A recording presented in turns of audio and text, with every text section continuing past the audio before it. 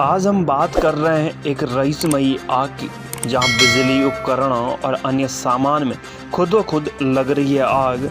बिजली विभाग ने की जांच, मौके पर पहुंची सिटी मजिस्ट्रेट ने ली जानकारी। सुपर नेचुरल पावर की ओर इशारा कर रही है यह रहस्यमयी आग। हल्द्वानी में एक मकान में रहस्यमयी तरीके से आग लगने की घटनाओं ने परिवार को इस कदर दहशत जदा कर दिया कि परिवार ने अपना घर ही छोड़ दिया और पास में ही किराए के मकान में शरण लिए। परिवार का कहना है कि आग कभी बिजली के बोर्ड में लगती है तो कभी अन्य सामान को राख कर देती है। पिछले 10 दिनों से ऐसी घटनाएं रोज हो रही।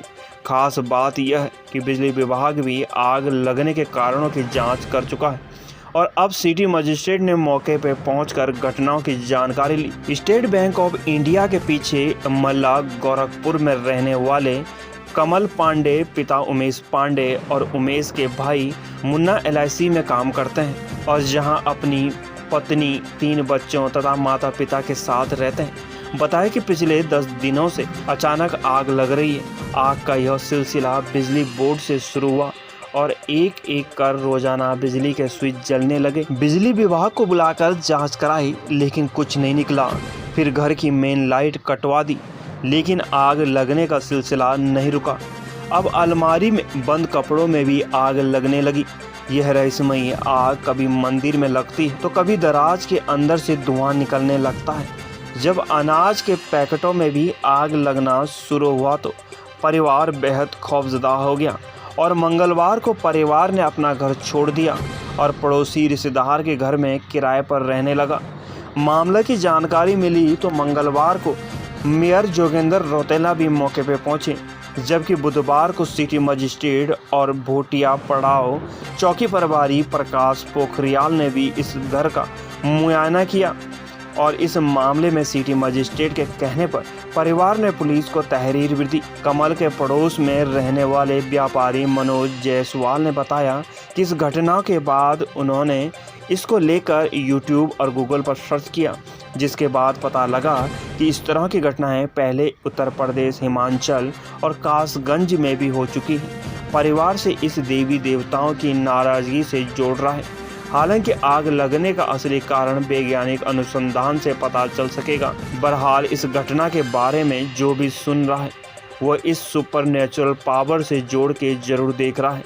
हम इस बात का दावा नहीं करते मगर हाँ इतना जरूर है कि आग लगने के इन कारणों को विभिन्न पहलुओं पर जांच करवाई जानी चाहिए ताकि किसी भी बड़ी अनहोनी को टाला जा सके। हल्द्वानी से दीपक अधिकारी की रिपोर्ट। 7-7:30 बजे से शुरू हुई, उसके बाद लगातार ही कभी ना कभी लगी जा रही। 9 तारीख को बिजली के पहली शुरुआत बिजली के बोर्डों से हुई। तब तक हम इतने टेंशन में नहीं, हमने कहा हो सकता है वायरिंग ख़राब हो, तो हमने वायरिंग के लिए बुलाया उसको, तो उसने वो बोर्ड सही कर दिया। सुबह को 5:30 बजे फिर लगनी शुरू हो गई, तो हमने मीटर से ही लाइन काट दी, इनकमिंग जो आ रही थी तारों में। लेकिन उसके बाद ऊपर किचन के चलने लग गए। किचन का बुझाने गए तो सबसे ऊपर छत में शेड है, उसमें आग लग गई बोर्ड में, केवल बोर्डों में लगी। फिर हमने हाइडिल को फ़ोन किया, वो आए, उन्होंने लाइन काटी, चेक किया। फिर वो हमारी दोनों आउटगोइंग काट गए। मीटर 2 मीटर हैं, दोनों से घर के पोल तक तो आ रही, मीटर तक आ रही थी, मीटर के बाद की काट दी। उसके बावजूद आग लगने का सिलसिला जारी था। बाद में फिर कभी चद्दर के बगल से चिंगारी निकल रही थी और बोर्ड लाइन हटा के हमने खाली एक्सपेरिमेंट के लिए हाइडिल वाले ही लगा गए थे बोर्ड दीवार में, वो गल गया। मेरी 54-53 साल एज हो गई, आज तक नहीं देखा। पुश्तैनी घर है, कोई ऐसी प्रॉब्लम नहीं आई। आपका नाम? मैं कमल पांडे। सिलसिला था वो कई दिनों से चल रहा था। मतलब हम पहले इलेक्ट्रॉनिक आइटम में आग लग रही थी, बोर्ड में आग लग रही थी। हम सोचते कि हो सकता है कि ये बोर्ड किसी ऐसी चीज़ से बने हो कि ये आग पकड़ ले रहे हों। मगर जब उसका क्रम चेंज हुआ, वो बिस्तरों में आग लगना शुरू हुई और बिस्तरों के बाद सीधे सीधे ये कपड़ों में चले गई।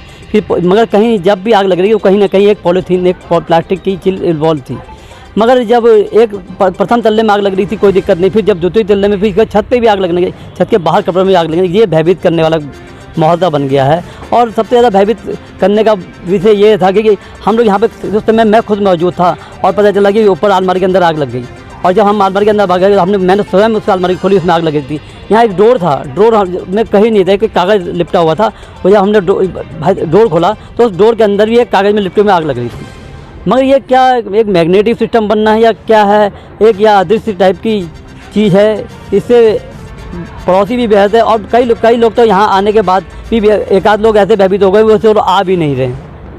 उनके में इतने दिल में ऐसा दहशत बैठ गई है, शायद क्या कोई आसमानी ताकत या शक्तियाँ होती हैं तो वो इस चीज़ को लेके भी सोच रहे हैं। और अब भ्रम का माहौल ऐसा बना है कि घर वालों को लोग तरह तरह के राय दे रहे हैं, तरह तरीके के उपदेश दे रहे हैं कोई, मगर हम सिर्फ भगवान पर आस्था रखते हैं और हम सोचते हैं कि वही इसका निदान करेगा। और जब ये घटना, ऐसी घटना जब मैंने इसको देखा, मैं जो बहुत गौर करा, तो ऐसी एक आध घटना कासगंज और हिमाचल में भी ऐसी इससे मिलती जुलती घटना घड़ी हो चुकी है। तो कहीं ना कहीं हम इसको शांति में चाहते हैं। मगर हम यहाँ माननीय सिटी मिनिस्टर यहाँ आई थी ऋचा सिंह जी, उन्होंने निरीक्षण करा, उनको वो लगा कि एक शायद क्राइम का एंगल लगा। हम क्योंकि हम पड़ोसी हैं, हम इस चीज़ को बता सकते हैं कि क्राइम का एंगल नहीं है। तो क्राइम का एंगल होता तो कहीं ना कहीं ऊपर घर के लोग मौजूद थे, नीचे कोई नहीं था। आपका नाम? मेरा नाम मनोज जायसवाल।